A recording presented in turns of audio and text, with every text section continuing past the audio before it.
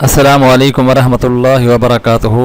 اعوذ باللہ من الشیطان الرجیم، بسم اللہ الرحمن الرحیم۔ محترم سامعین، عہد رسول صلی اللہ علیہ وسلم میں قبر نے مردہ قبول نہ کیا۔ دوران جنگ دشمن نے کہہ دیا کہ میں مسلمان ہوں، مگر مسلمان نے پھر بھی اسے قتل کر دیا۔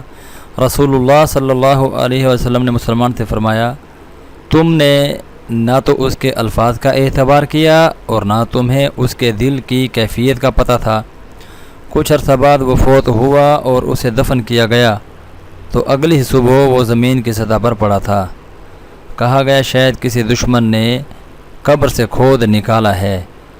دوبارہ دفن کر کے پہرا بٹھایا گیا، مگر صبح اس کی لاش پھر قبر سے باہر پڑی تھی۔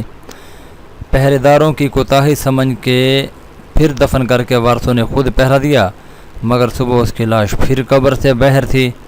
چنانچہ پھر اسے دفن کیا گیا، بغیر گھاٹی میں پھینک دیا گیا۔ آپ صلی اللہ علیہ وسلم نے فرمایا، زمین اس سے برے شخص کو بھی قبول کر لیتی ہے، لیکن اللہ تعالیٰ دکھانا چاہتا تھا کہ حرمت لا الہ الا اللہ کتنی عظیم ہے۔ سنن ابن ماجہ کی حدیث نمبر 3930، راوی ہیں سیدنا عمران بن حسین رضی اللہ تعالیٰ عنہ۔ اللہ رب العزت ہم سب کو نبی علیہ الصلوۃ والسلام کے اسوہ حسنہ پر چلنے کی توفیق نصیب فرمائے۔